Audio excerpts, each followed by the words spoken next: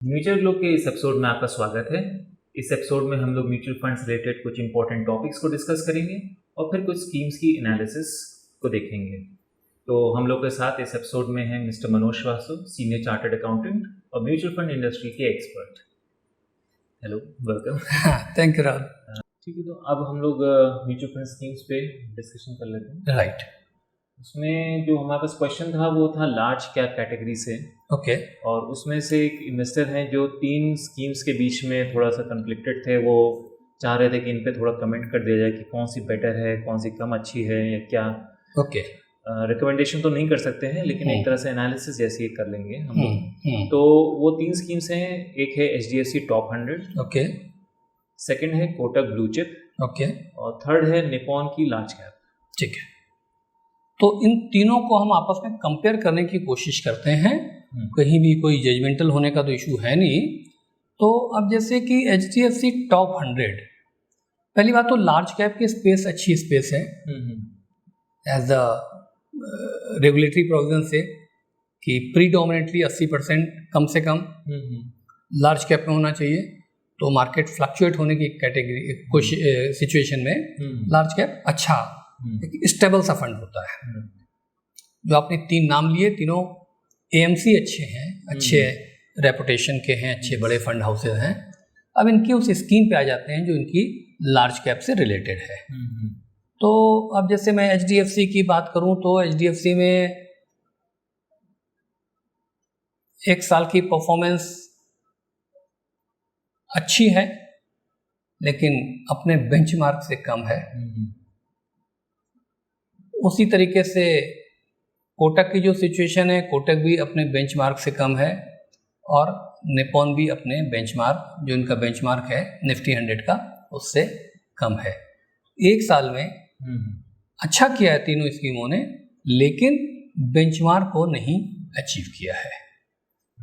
अब उसी को देखें हम कि भाई 3 साल में क्या सिचुएशन है।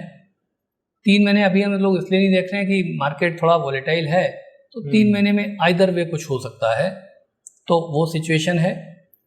अब अगर हम HDFC टॉप 100 को 3 साल में देख रहे हैं तो 3 साल में ये अपने बेंचमार्क को बीट कर रहा है, which is a good sign, और ठीक बीट कर रहा है। मतलब 3 साल का बेंचमार्क करीब 16% के आसपास का है, तो ये 20% है, यानी 4% से बीट कर रहा है, which is a good sign. Kotak blue chip 3 साल में भी अपने बेंचमार्क को बीट नहीं कर पा रहा है। और निपॉन 3 साल में अपने बेंचमार्क को बीट कर रहा है और अच्छे से बीट कर रहा है। इनफैक्ट अगर कंपेयर करें तो HDFC टॉप 100 के कंपैरिजन में निपॉन का लार्ज कैप अपने बेंचमार्क को बीट तो कर ही रहा है, जैसे कि HDFC कर रहा था, उससे भी थोड़े से ज़्यादा मार्जिन से बीट कर रहा है। तो ये परफॉर्मेंस का सीन निकल के आ रहा है। अब इसी के हिसाब से अगर हम थोड़ा सा ये देखें कि भाई जो P रेशियो वगैरह जो इम्पोर्टेंट निकल के आते हैं, प्राइस अर्निंग रेशियो है या प्राइस टू बुक रेशियो है, तो HDFC अपने बेंचमार्क से बेटर काम कर रहा है। यहाँ पर बेटर से मतलब बेंचमार्क P से ज़्यादा होना नहीं, कम होना है। तो उस बेंचमार्क को अचीव कर रहा है, उससे कम है। जबकि कोटक और निपॉन अचीव नहीं कर रहा है, यानी अपने बेंचमार्क से थोड़ा थोड़ा स्लाइटली इंफीरियर है।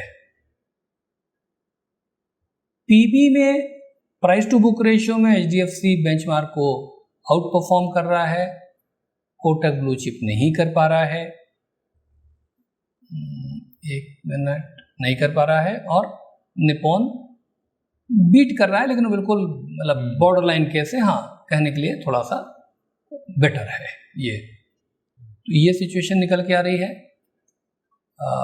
फंड साइज वाइज बात करें तो HDFC का फंड साइज अच्छा फंड साइज है, कुछ 37,000 करोड़ का है। निपॉन का 31,000 करोड़ का है, जबकि कोटक का कुछ 9,000 करोड़ का है। तो फंड साइज छोटा है।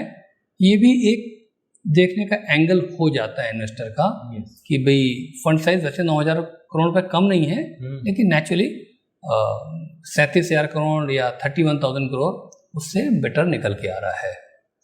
ये सिचुएशन निकल के आ रही है, प्रीडोमिनेटली लार्ज कैप वालों के पास उतना स्कोप होता नहीं है, तो सब्सटेंशियल पैसा तीनों ही स्कीम का लार्ज कैप में ही है, तो वो हो नहीं हुआ।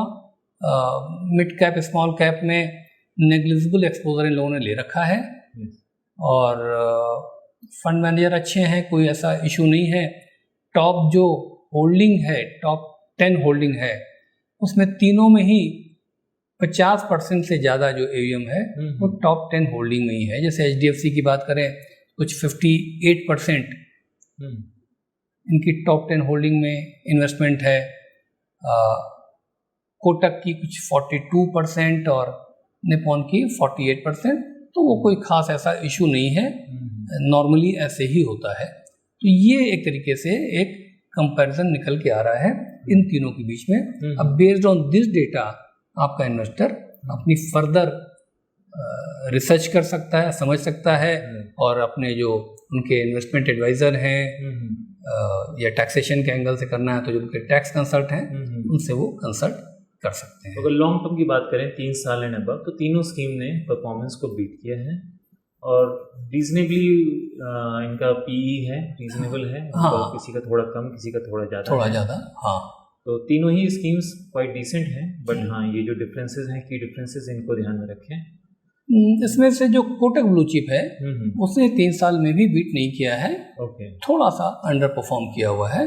तो अब इस डेटा के बेसिस पे आपको इन तीनों में करना है या किसी 2 में करना है या किसी 1 में करना है, वो आप उसको अपना निकाल सकते हैं। तो ये सिचुएशन एक निकल के आ रही है। तो इस एपिसोड को फिर यहीं पे एक तरह से क्लोज करते हैं। तो thank you so much for this analysis. Thank you Rahul. तो मिलते हैं फिर नेक्स्ट एपिसोड में, कोई और नई स्कीम्स डिस्कस करेंगे, कुछ और टॉपिक्स को डिस्कस करेंगे। तब तक के लिए इस वीडियो को लाइक करें, शेयर करें, सब्सक्राइब करें, and thank you so much.